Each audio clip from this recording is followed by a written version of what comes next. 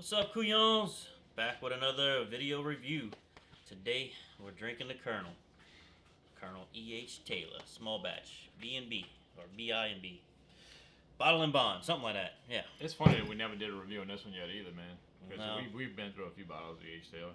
Been through a few bottles. I picked up one when I got this E.H. Taylor, not E.H. Taylor. Yeah. When I got that Elmer T. Lee, and recently went to the Sazerac House in New Orleans. There you go. Did the tour, walked down the stairs into the gift shop, and then they had, E.H. Taylor and Eagle Rare just sitting there like, okay. Well, since me and my wife were there and it was bottle per person, we walked out with two of those and Eagle Rare. Of course, we already have another bottle of Eagle Rare, so Can't go wrong with that, dude. it's kind of crazy that this is so hard to get a lot of times, and I have more bottles of this than anything else at the moment. There used to be, I mean, just a few years ago, you could pick these up on the shelves. I mean, y'all know this, but E.H. Taylor is like one of the godfathers of like modern bourbon. So he ended up buying the distillery from OFC Distillery. He ended up buying this thing after the Civil War, and like techniques that he started for making bourbon is still being used today. So he's one of the godfathers of bourbon. So E.H. Taylor. Yeah. Actual color of the bourbon. I'd say it's a light caramel. It's pretty light for a bourbon, but still looks good. Looks like a bourbon. Unlike Scotch, the color you're getting from bourbon is the color that's coming from the wood. So they're not adding. You can't add anything to bourbon, which is a good thing. But And this is bottle and bonded, so at least 4 years. Yeah. So I'm not 100 sure. proof. It may be a little older, but it has to be at least 4 years old. 100 proof. Keep pre-nosing it. No, you good, man. Let's get into it. All right. Cheers. Or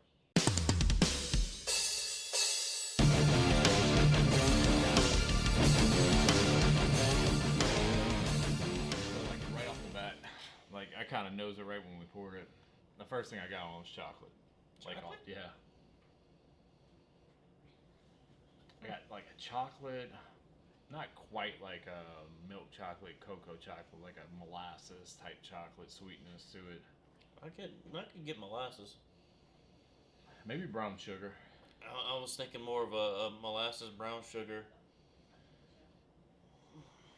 into the caramel. Oh yeah. Real sweet. Right off the front though. We'll hit a cherry like most bourbons got. Get a little cherryness to it. Oh yeah, I get cherry. Like thinking about Buffalo Trace off the top of your head, you definitely can tell it's a Buffalo Trace product. But if this was on a lineup, I don't know if I'd be able to pick this one out. Eagle Rare, I probably could. Because it tastes like a better, longer version of Buffalo Trace. But this one kind of got its own thing to it. One thing I've always liked about this one versus, say, like Eagle Rare and Buffalo Trace is it's coming in at 100 proof. Yeah. And while I wish they had offerings of 100 proof on those, I always kind of like this one a little more because of that. A little bit of like a toasted kind of note to it too, like toasted grain or something maybe. Yeah. It's good. I always find this one was a little more grainier than the other ones as well. A little bit, yeah. Maybe it's got a little bit more youth to it. I mean, Eagle Rare is 10 years old. Yeah. So, Buffalo Trace 6 to 8. This one, if it stays a little bit older than 4, it should be a little grainier. I would imagine it's older than 4, But I like that about it, though. I don't mean it's got it's not like a rough graininess to the nose. It's just like you could tell it's got a little graininess to it, which is good. All right, let's get into those. Yeah. Cheers, bro. Cheers. I'm all backwards, man. I was like, oh, let's get into the whatever, and then I was just like, oh, let's get into the nose. We just did the nose. Man, that's good. That's good whiskey.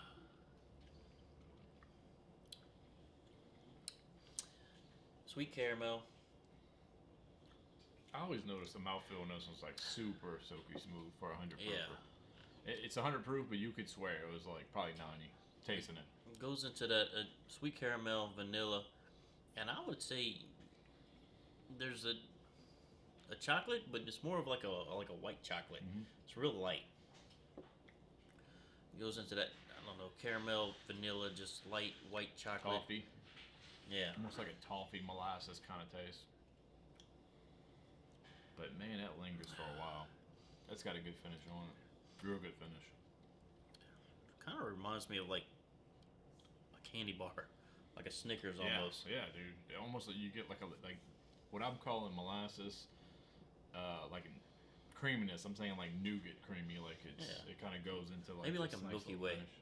I don't know. I always try to find something that a whiskey reminds me of, more than notes. So I mean, notes are notes. You know, a lot of whiskeys have notes, but I mean, if it reminds you of something, like that malted rye, that New Earth one or whatever, that one reminded me of like a Sugar Daddy. You know. No, like Milky Way candy bar is like spot on with this one. Yeah, you got that chocolate, nougat, caramel caramel. strong on it. Has a good little like creamy little finish to it. Like caramel's still stuck on you. Yeah. You know what I mean? Hanging on for a little bit, you get that little aftertaste to it. Nice little finish. It's good, man. Yeah. There's not much to say about that. It's just really good. Got you do get a cherry on the taste, but it's I find the cherry's more prevalent on the nose than it is on the taste. Yeah, I think it's more like an aftertaste towards the end on the finish. Yeah, it's good. It's almost like no oak. It even says on the bottle, which is funny, distilled, aged, and bottled by Old Fashioned Copper Distillery, Frankfort, Kentucky. They still went with the old, instead of it calling it, it's Buffalo Trace, it's Old Fire Copper. I like that. Or Old Fashioned Copper. I think it had two different names to it at one time. That's good stuff, though, man. You can't go wrong with that. Bottled and bond. Probably the granddaddy of bottled and bond, too. There's plenty of bottled bond whiskeys nowadays, but I think he might have been one of the first people to start putting that stamp over the top to let you know that it's government bottled and bond, which is crazy. I personally love bottle and bonded stuff because I think 100 proof is a good proofing for a lot of whiskeys Can't go to come wrong with into. it. Yeah. Sometimes if they go over and it's young, it might be a little too much. It's like, damn, it kind of come off hot. If you have a bottle and bond version of something, I mean, you can always, like, it's really comparable across the board with other things. Yeah. So I like bottle and bond options. Yeah. You good stuff. You can't go wrong with E.H. Taylor. I mean, they got the single barrel out there. It's a barrel proof. We've never got a hold of the barrel proof. I have the straight rye at the house that I need to break open and do a review on also. That'll be for a later day, though. Yeah. I'd really love to know the age on this, though, because, say, like, the Henry McKenna's, that's a bottle and bond 10 year. 10 years, yeah. Something like that, you know. If I had to guess on this, I would say 4 to 6. 4 to 6 years. It's a small batch, because I'm sure they blended a little something together. It tastes a little 4 to 6. I would say 6 to 8. But it's hard It's to so tell. sweet and creamy. There's no harshness. There's no rough ends to it. It's just sweet and creamy. There's no the oak is like non-existent in it. I find like I don't really get hardly any oak at all. I'll get some oak, but it's almost like playing a second fiddle to sweet. Yeah, flavor, I think all the sweetness really goes over it. You know. Yeah. Score. So Couyons rating on this one, man, I love E.H. Taylor. So, man, I hate doing the damn 7.75 thing where it doesn't break 8, but I like E.H. Taylor, man, for a bourbon. But yeah, like I think the single barrel would actually break an 8 for me on this. I'm gonna go 7.75.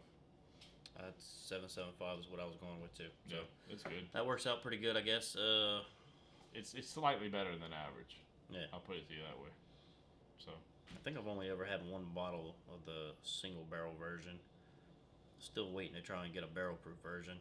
Yeah. It's one of my OMGs I hope I can find one day things. Cause I was running down them steps, I seen all them bottles sitting on that shelf, and I was like, please have a barrel proof.